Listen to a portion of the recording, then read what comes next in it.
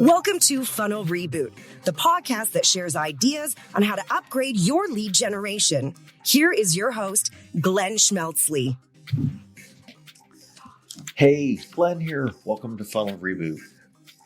Today we're talking expansively about automation in paid media. But first, I'm on the lookout for what you want to hear in future episodes. I'd really love to get your feedback on that. You can do it via a tweet or an Instagram comment. I'm at Funnel Reboot. You can reach out to me on LinkedIn, or you can use the form on the funnelreboot.com site. They'll all come to me, and I guarantee you I'll respond and I'll do what I can to make future shows that work for you. On to today. There's no shortage of things to do in paid media marketing. There are so many options available for automating what the platforms do. Those of us who have taken the plunge into automation all agree it makes sense, both the logical kind and literal sense, the currency kind.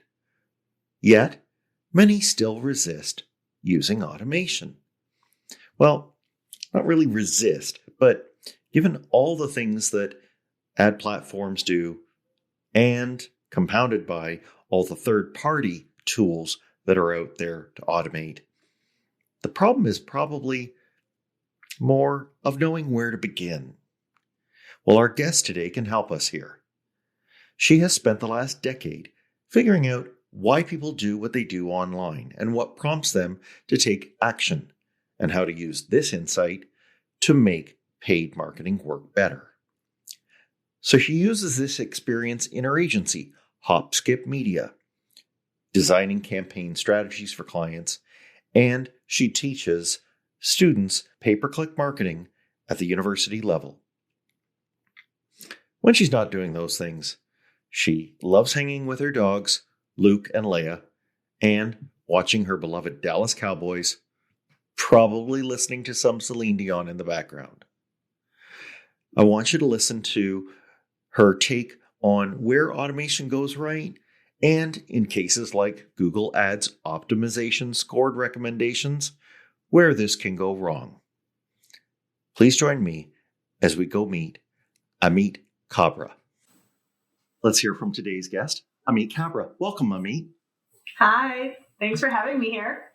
Yeah, so why don't you start by telling me what you do? Oh gosh, I run an online marketing agency that specializes in pay-per-click advertising called Hop Skip Media.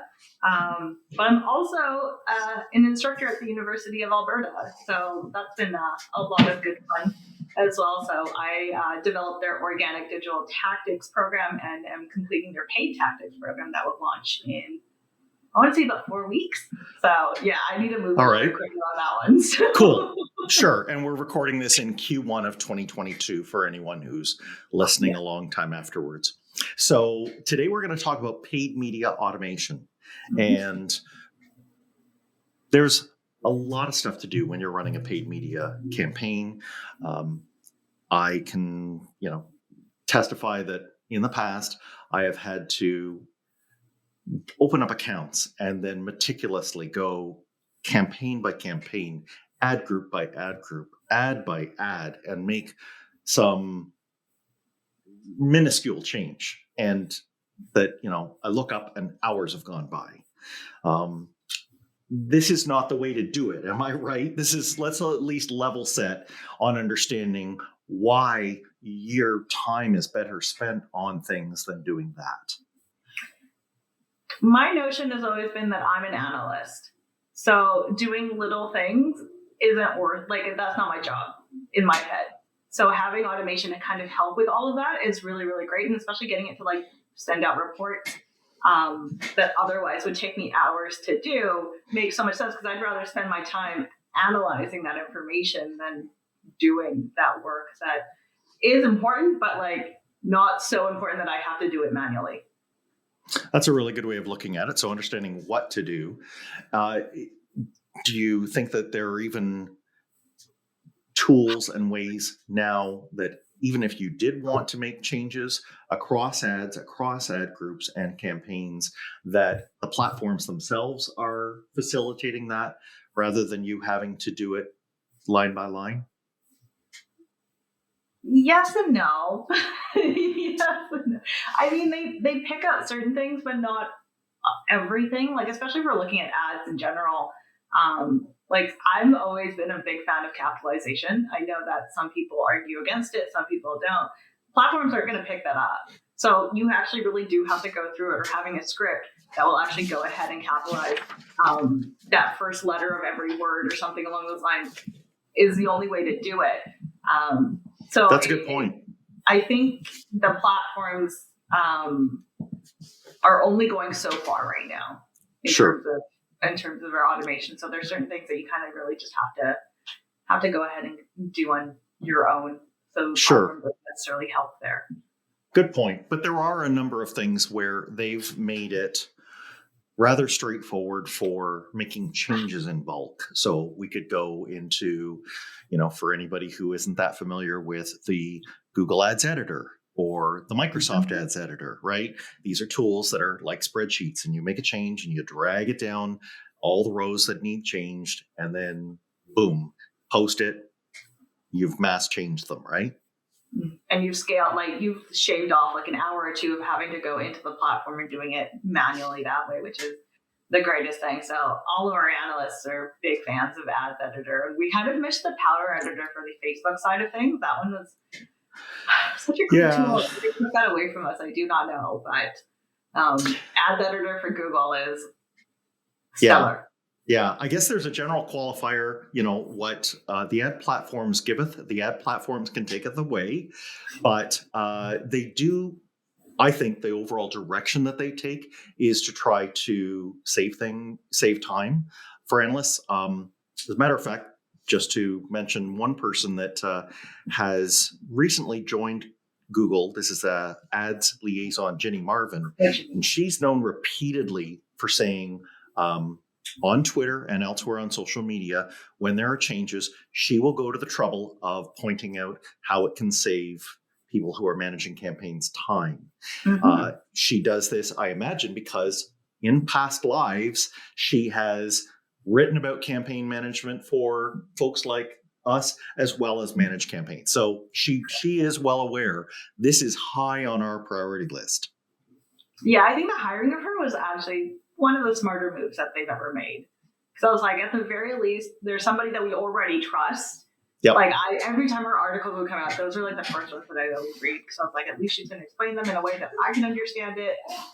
She's not going to get too technical. So people who don't work in Google Ads or, any ads, they won't go over their heads.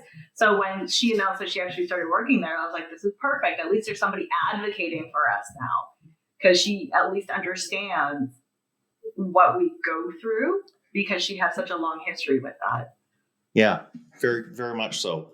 So again, we're kind of like speaking on things that in early 2022 are at our disposal. What would you name off, just off the bat, of one of the ways that you look at one of the features of these platforms that you use regularly to alert you to changes or to even make changes in an ads account? I'm a big fan of Google ad scripting, which of course you know because I speak about it pretty frequently. I have a report that comes in with daily budgets every single time, or not every single time, every single day. And that goes out to any specific people on the team, so that way they're aware of what's happening. And then if we're kind of overshotting the month or under, we at least can kind of pace ourselves out. But then I also have weekly reports that come into me. So decline in ad group CTR. If it's a massive decline, I want to know what happened. And it'll do a comparison of 1 day, 7 days, 14, 21, and 30. So then you can kind of look and be like, is this a gradual thing, or was this just immediate and does it need to be dealt with right away? So that's always been one of my favorite reports to just dive through. And when the number is 9 ad groups instead of the 21 the week before, I'm like, success. We're making it. Right.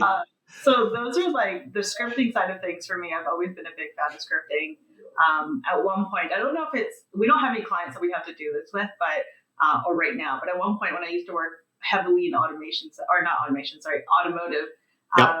there was a script that I got like our business intelligence person to manipulate a script where it would actually change budgets based off of the temperature outside. So like what the weather would be. So when it looked like it was going to rain, we knew that people would likely not be coming to the dealership as much because they don't want to walk around in rain and look at cars. But when it was sunnier, we would allocate more budget. And it was so cool because I'm like, now I don't have to check the weather report every single morning and then adjust the budget. The script did that for me. So it was really nice to have something in there to kind of take care of the little tedious things that we were kind of talking about before. Take care of those tedious things that you don't necessarily want to do and that's going to take too much time. And especially at that point when I was heavily in automotive, I'm going to confuse those two for a long time. It was all across Canada. So I'm like, I have to go look at Halifax. I have to look at Toronto, Regina. I'm like, this is just not. You can't do this. Forget it. Like 60 some odd accounts at that point. You're going to spend your every day, all day, just looking at weather reports and adjusting.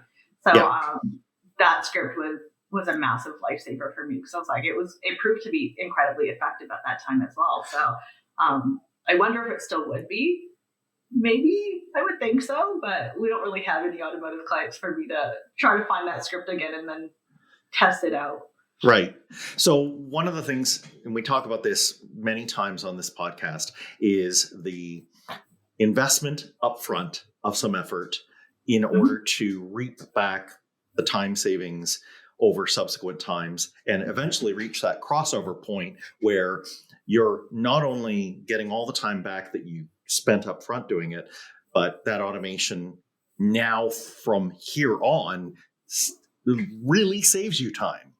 Now you can see this from your high perch in the rarefied era of the campaigns you run, but think back to when you were less mature in your use of scripts, right? So I'm sure most of the listeners here understand a script is pretty much code, and it's something that can be dropped into a little interface box inside the tool.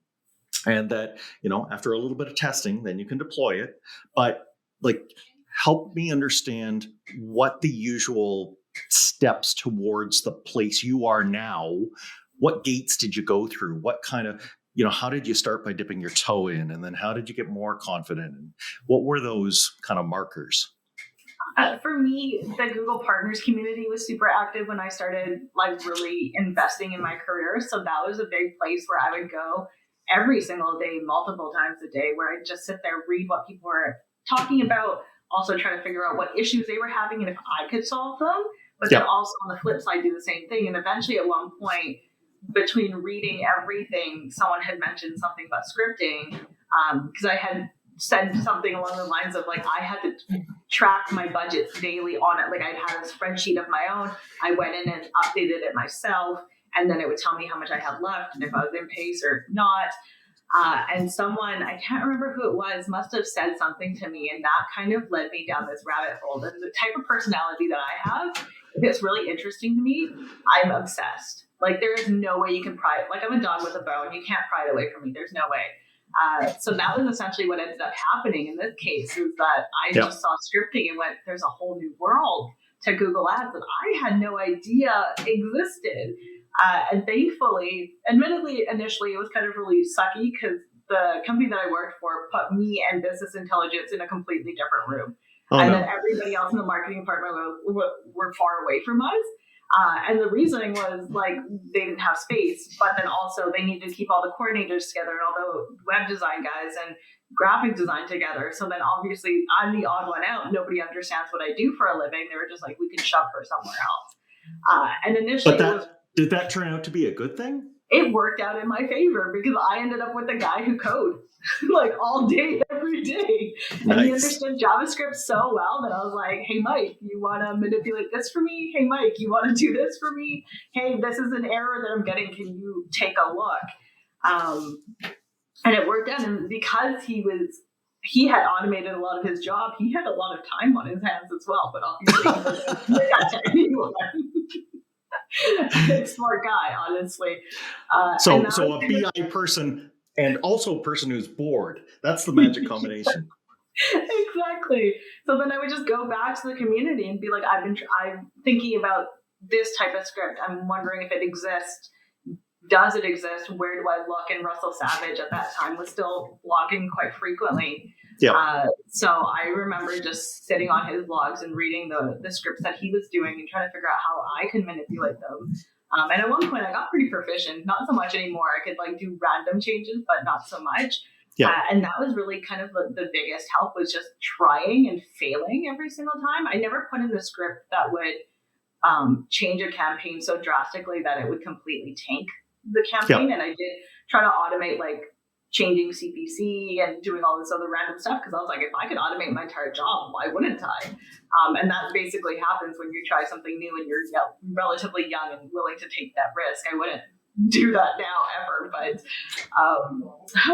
I do understand how it could go awry really, really quickly. So that was kind of really it, where I was just like, let's try it, let's fail, let's see what happens. And then it just kind of kept on going. You just talk to more people and go, hey, I've tried this. What have you tried? This worked for me. Well, did it work for you? And eventually at one point, like in the city of Edmonton, I became like the scripting girl, because they were like, she knows how to figure this out. And I was like, I don't even know how I got here. Like, I just asked a bunch of questions, and thankfully people were willing to answer them.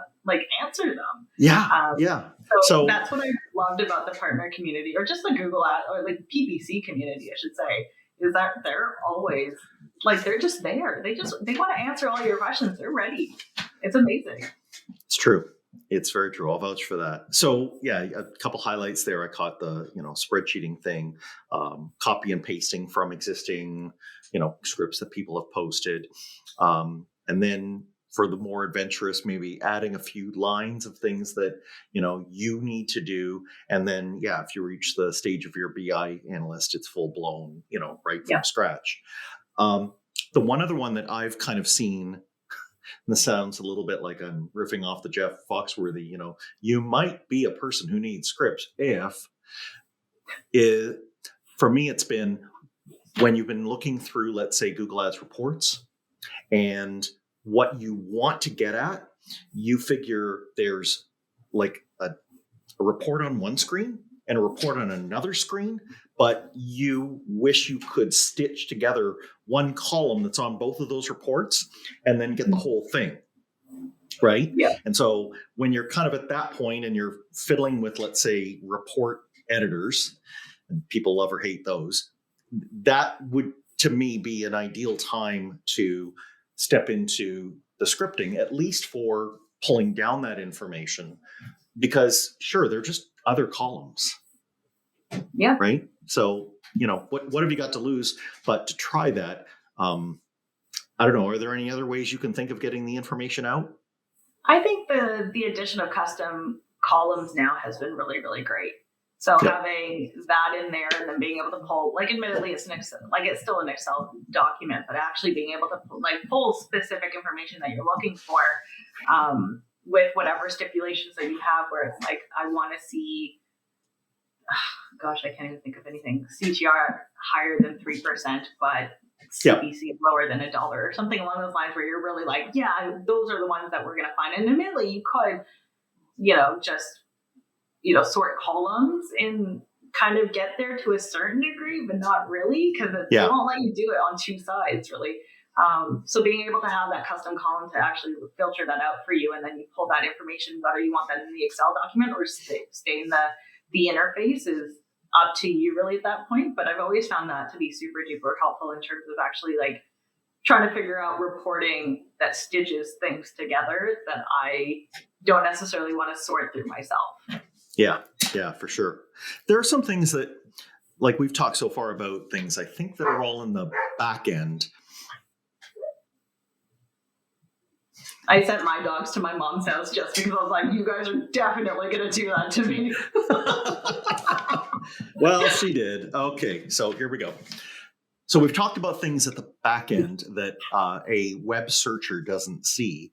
Let's talk for a bit about the kinds of automation that a platform does and that you can do that will change what the ad copy or what is around the ad. So there are probably some ways that you've seen or maybe optimized some of those elements. Are there any that you can tell us about? In terms of like actual using automation to help with it, I found that like actually the ad, right? Like just when we're looking specifically at the ad, it's a little bit tougher. Right. Or maybe I haven't explored it enough really at this point. Like I don't know Sure. what I don't know. Well, the ones I'm thinking of kind of are on the edge of the ad. So we're talking extensions, structured snippets. You can even go so far to bring in ad customizers where, if there is a spreadsheet that has some information about, I don't know, changing products or new things that are time sensitive, those can be zipped into your campaign, or you can customize the ad so that if you're past a certain date, it says, maybe past early bird deadline, right? As opposed to that 10% discount is now gone and it's gone or something along those lines. Yeah. I've had so many bad experiences with like the ad customizer side of things that I almost try not to use them when I'm managing accounts. I think there's a next best here, and this is maybe more a bit on the agency side, but anybody definitely who manages a large account, what I normally see if I'm, ever by their office and looking over their shoulder, I normally see something they have on their drive that is describing the strategy, but it may not be in the campaign. So yeah, maybe they go into that. Maybe it's a doc. Maybe it's even a diagram that says, here's what I do before this date and then after this date, or in this quarter versus that quarter, or when we're, full with inventory versus whether we're scarce. We should figure out our strategy and somehow get that down into writing. And then like that to me is actually it's a nice step on the way to automation, because the automation becomes possible the second you can articulate the rule. Yeah. That's essentially what automation is really at this point. You're giving whatever platform or whatever platform, I want XYZ to happen before you do this. So it's kind of like raising a dog, right? Where it's just like, if you don't sit there, I'm not giving you that treat. Or if you don't calm down, I'm going to hold that bowl of food just a little bit longer. It's very true. And it's essentially the same thing. It's very true. So what's your take on things that we can't really control? We're getting into, a lot more audiences. We're getting into a lot more smart campaigns. We're getting into dynamic search ads. There's automation being done to us, whether we're even, ready for it. What's your whole posture on that? Honestly, I kind of hate it. If you actually you follow me on Instagram. So if you saw my story this morning, somebody had asked, what's the most challenging part of your job? And I'm like, it's the platforms. Yep. They're the most challenging part of my job.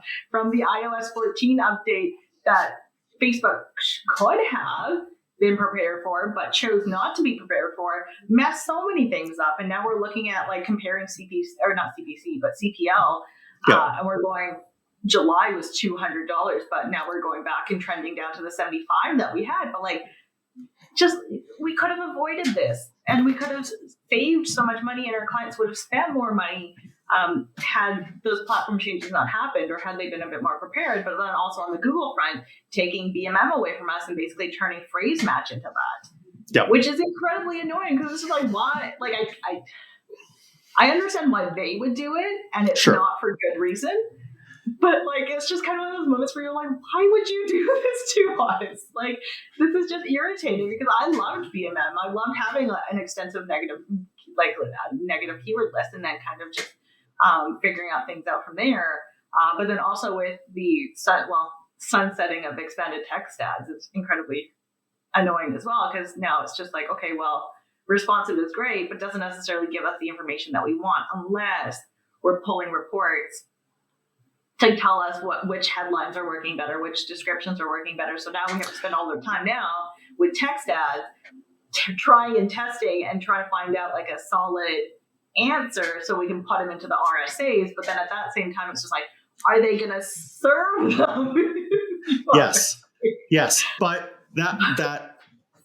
that's a huge thing you just said, because you're using the automation, and maybe if we can think of what we talked about at the top, you were kind of using it proactively. This time you're using it reactively. Yeah. And you're right. We are being compelled, or I guess I could say we might have to comb through one by one and let's say those RSA reports and try and figure out what they're serving. But really, if they're going to make these bulk changes in an automated way on our accounts, I think we should use every tool that they've given us to make bulk analysis of their changes and meet them where they are at.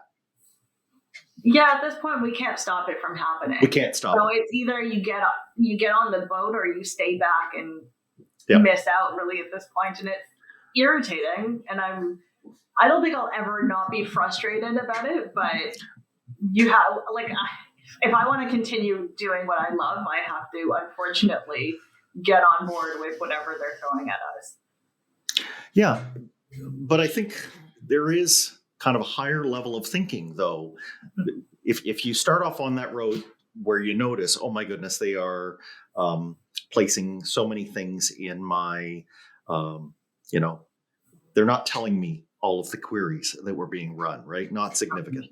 So I can choose to just shake my fist at them, or I can up my game, pull in, let's say, Search Console and analytics data and my account, and try to get a big report that looks around the corner and says, well, these are likely the queries. Some of them I'm okay with. These other ones, no. So let's flag all those and let's bulk import them as our negatives. Yeah. Right. I so think that's what we're driven to do. It's a way to make you a better analyst out of all of it, really, at this point. I think they're just trying to prime us to work a little bit, maybe a little bit harder, but I think that just makes us better analysts. But I agree.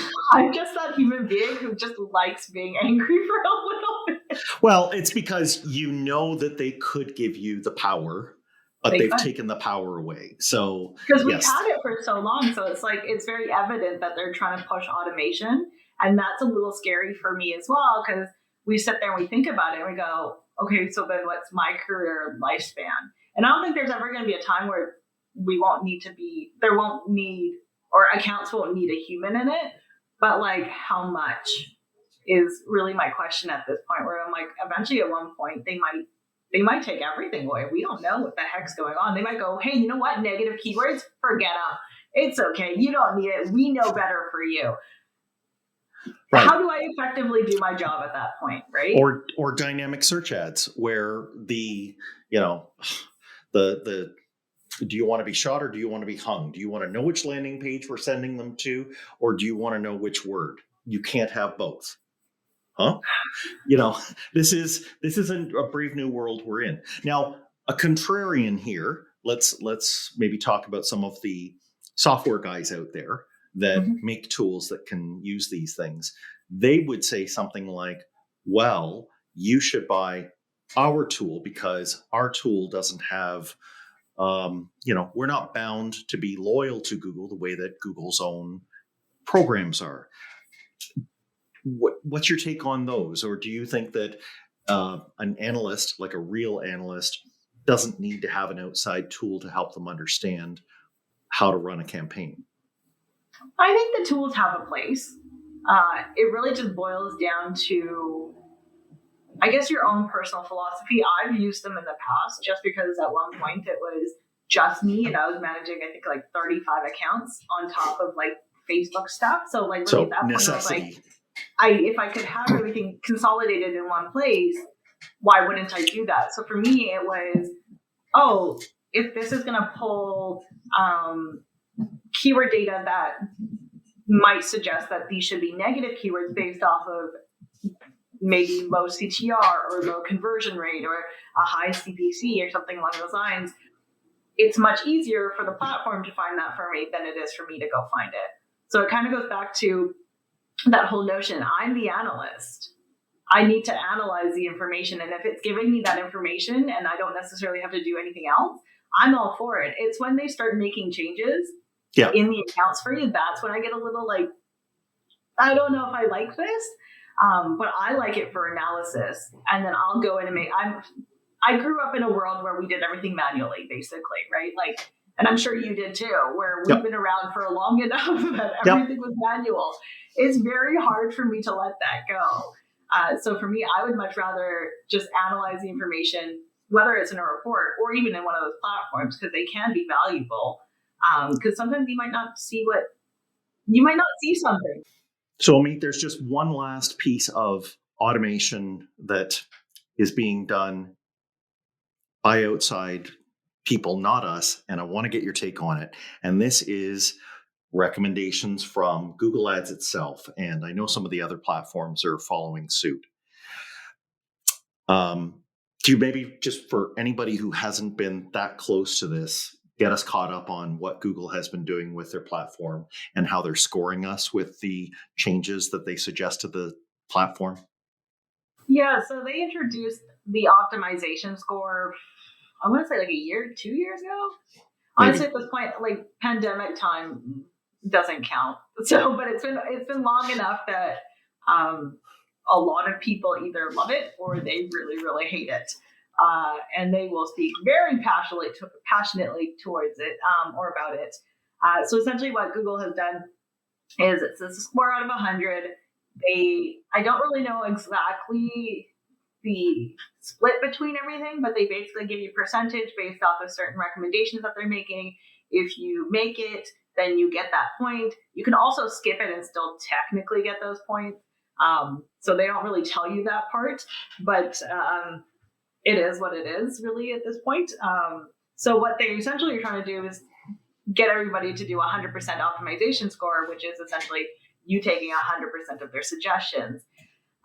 My opinion on it. Go ahead.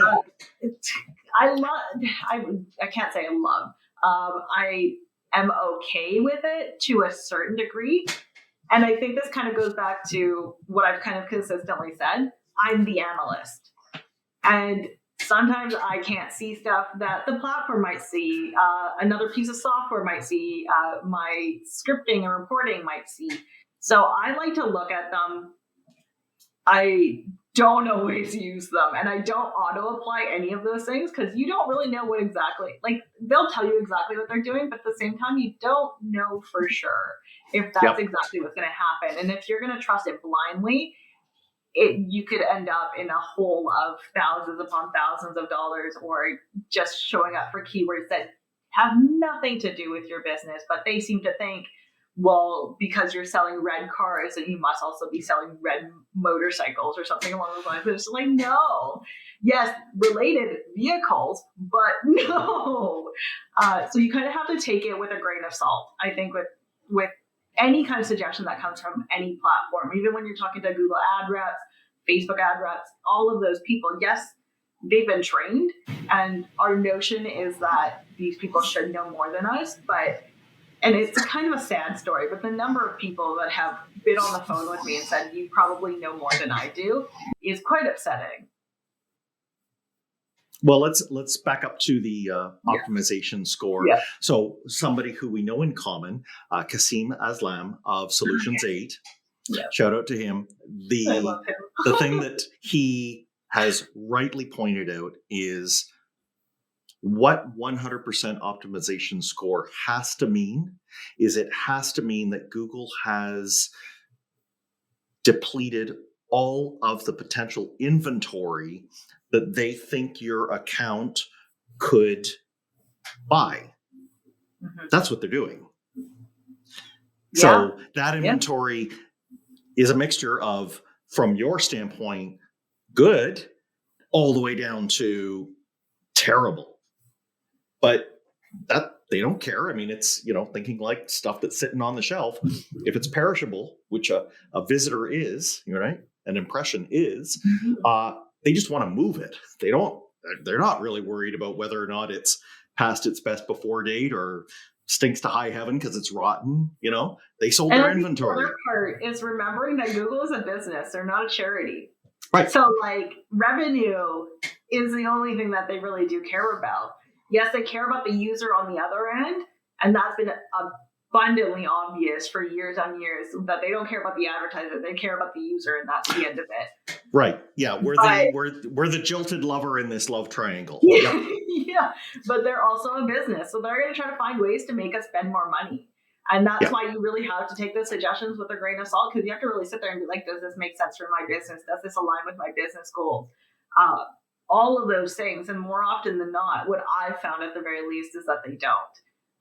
So even like the introduction of Performance Max, like I remember a friend of mine actually owns an agency as well. And his partner is the one who kind of just does all the strategy. So whenever something new comes out, he's very keen on just implementing it right across the board.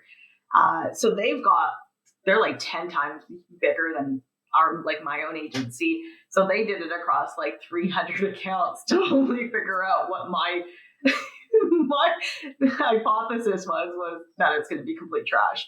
So then 2-3 weeks in, they were just like, abort mission. And I was like, you could have done it on 2 accounts and came to the same conclusion. And it's just this notion that a lot of us want to believe that Google is trying to give us more power. But we have to remember, they're trying to make more money. And admittedly, yes, I'll give you all the cash. As long as I'm making something back, I'm fine with. Like that's the only transaction that makes sense for me. Sure. But to continually give you money and then have you throw it away essentially is not the way to do it. And I think that's what recommendations kind of does, because it's that depletion of inventory. They don't care. Yeah. They're just trying to get you to spend money. Yeah. Not only that, I think that there's probably one thing that you and it's an unspoken rule that we're all following already, and a listener should be if they're not. And that is that we have brought from whatever backend system is reporting what a real conversion means for the business into the ads platform. Okay, so let's just get that established, right? Because it'll optimize for whatever if you don't say to it, no, this is an acquisition. Give me, I'll give you a target cost per acquisition for this thing, but I, know that they made it down and I got their contact details or I got a demo out of it. Right? A webinar view. The second one, though, and this gets back to what you were saying about the recommendations, they are spliced by categories. And the thing about, I love how you said experimenting. For me, an experiment would be, I'm in an account and it's asking me, would you like recommendations that have to do with this category? Call it a change to a match type. So, do I want to do it this one time in this one instance, or do I want to give the recommendation tool the permission to do this every time from now on? I think what I heard you say is begin by just giving it the one time, right? Now, that won't really save you time, but if you do find that works for your account and you can safely let it do that and it's not going to screw up majorly, then maybe you can turn it on to auto apply. Mm-hmm. Right? That's a sane way to do this.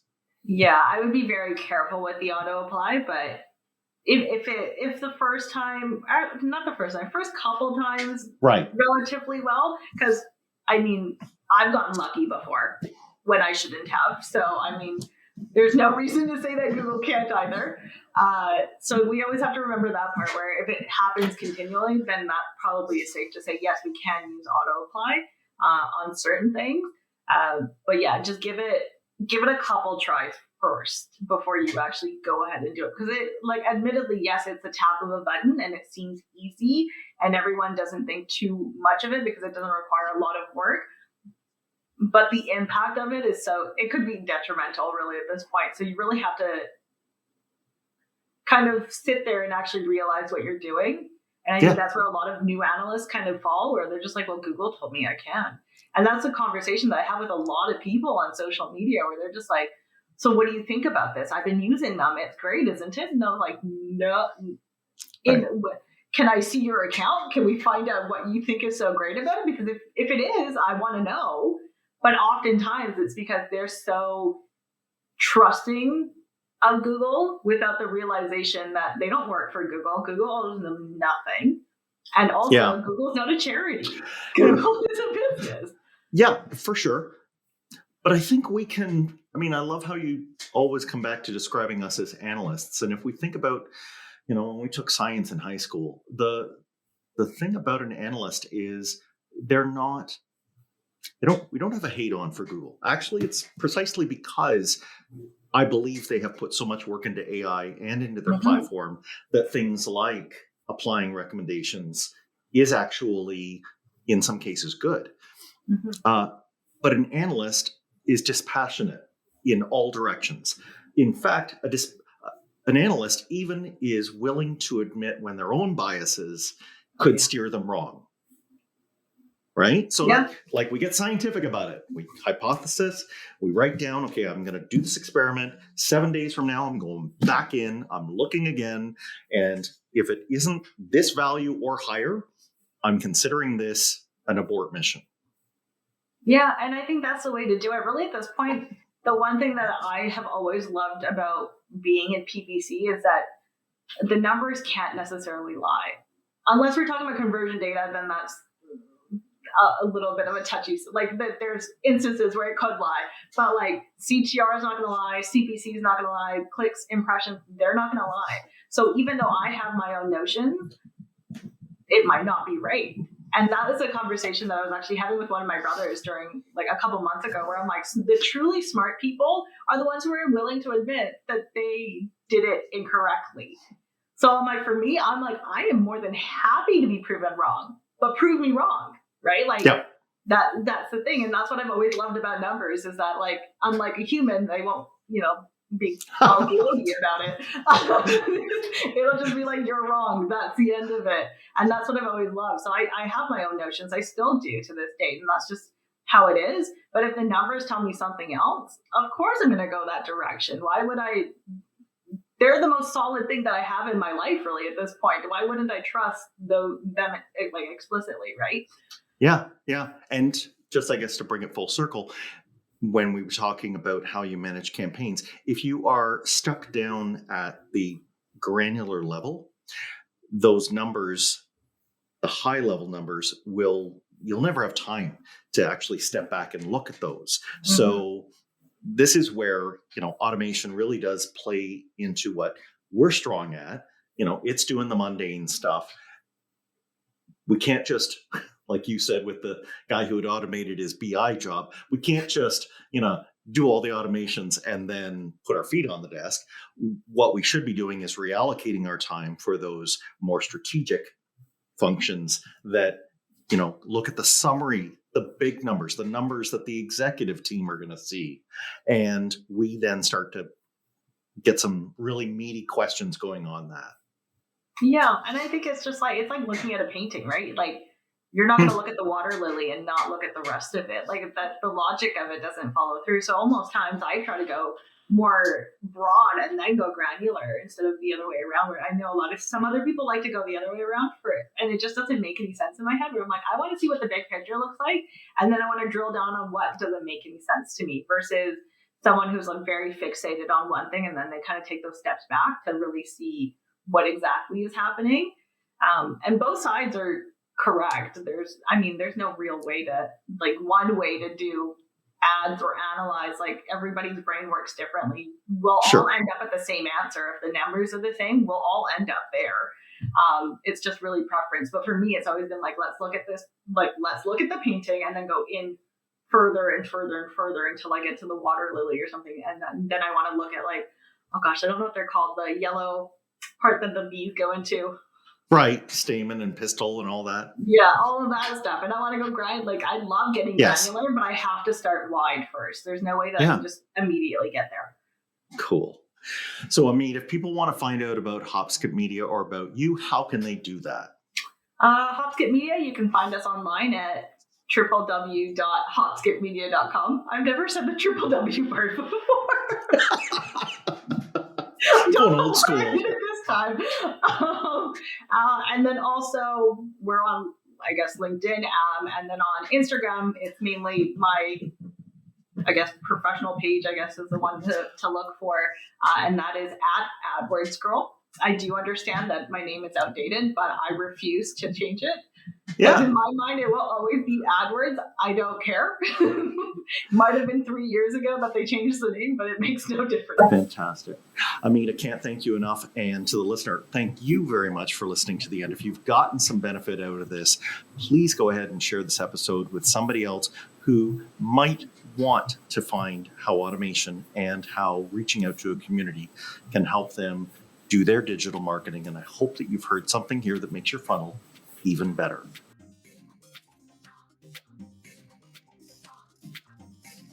Thanks for listening. Follow the show on Twitter at Funnel Reboot. If you like what you have heard today, please consider leaving a review wherever you get your podcasts.